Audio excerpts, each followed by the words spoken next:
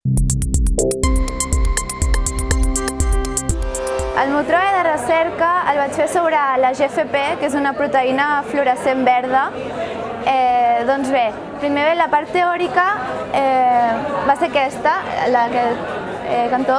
Llavors, aquesta proteïna prové d'una medusa que es diu Aquaria victoria, que es troba a l'oceà Pacífic. Llavors, aquesta medusa, el contorn de la medusa es troba en fotoòrgans amb la proteïna aquesta fluorescent, que és aquesta imatge. Llavors, aquesta proteïna la va descobrir Osamu Shimomura. Llavors, més endavant, Martin Chalfie va descobrir la seva utilitat, que serveix com a marcador biològic. És a dir, es pot introduir dins de cèl·lules o organismes i aquestes cèl·lules o organismes emeten fluorescència. Llavors, per exemple, pots veure el recorregut aquest marcador biològic serveix per veure el recorregut de la cèl·lula dins d'un organisme, la interacció, el desenvolupament. Llavors, és un gran avenç tecnològic perquè és un marcador biològic que és inocu, és a dir, no fa mal a la cèl·lula. Llavors, clar, es pot fer servir durant llargs períodes de temps i investigar això en profunditat. Llavors, a partir d'aquí, a partir d'aquesta proteïna es van fer altres proteïnes de diversos colors. Llavors, per tot això, els tres que van fer el desenvolupament i la investigació d'aquesta proteïna van guanyar el Premi Nobel de Química del 2008. Llavors, més endavant vaig fer al Parc Científic dues pràctiques, que la primera va ser una pràctica, una electroforesi. El que vam fer va ser introduir el gen de la GFP dins d'uns bacteris que es diuen E. coli.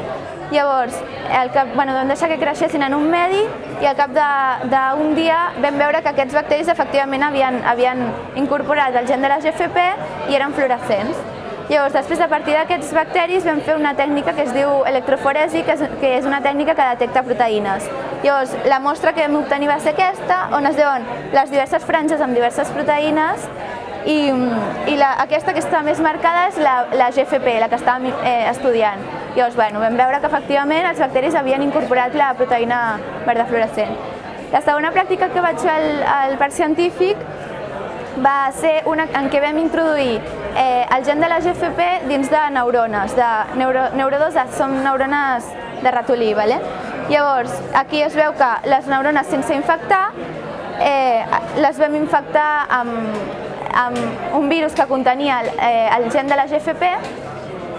Durant 48 hores vam esperar, llavors finalment el que vam veure és aquesta imatge que és sense irradiar amb llum ultraviolada, les neurones, i aquesta irradiant amb llum ultraviolada, que es veu fluorescència en les neurones.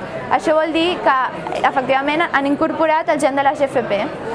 Llavors, a part d'això, vam veure que s'havia alterat la morfologia de les neurones. Aquí es veuen neurones en forma estrellada, en canvi aquí arrodonida. Això vol dir que moltes s'han mort.